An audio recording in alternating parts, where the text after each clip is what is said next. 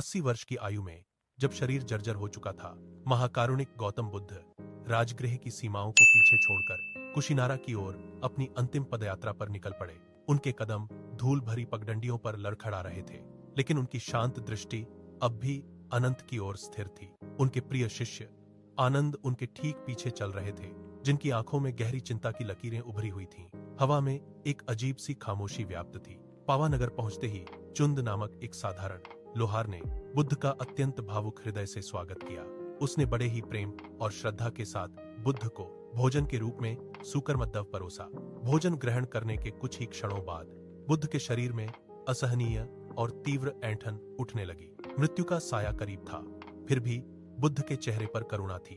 उन्होंने व्याकुल चुंद को अपने पास बुलाया और कहा, चुंद, तुम शोक मत करना, यह भोजन महान फलदायी होगा। बुद्ध की शारीरिक पीड़ा क्षण प्रतिक्षण बढ़ती ही जा रही थी, लेकिन वे रुके नहीं। वे निरंतर कुशीनारा की ओर बढ़ते रहे, जैसे प्रकृति स्वयं उनका मार्ग देख रही हो। जब वे शालवन पहुंचे तो वहां का वातावरण बदल गया। बुद्ध ने 2 विशाल शाल वृक्षों के बीच शैया तैयार करने को कहा और दाईं करवट लेकर लेट गए। अचानक बिना मौसम के ही शाल के वृक्ष फूलों से लद गए।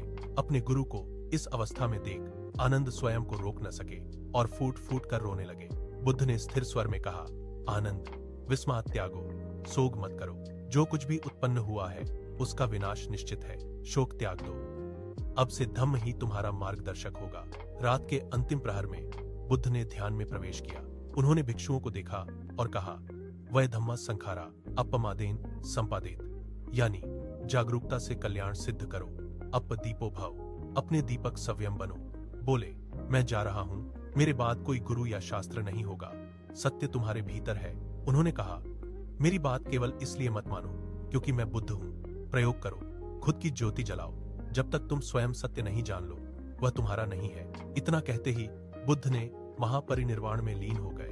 पूरे वन में एक अलौकिक सन्नाटा छा गया। बुद्ध का संदेश आज भी हमें याद दिलाता है कि समय अनमोल है। अपने भीतर का दीपक स्वयं जलाओ और अपना मार्ग चुनो।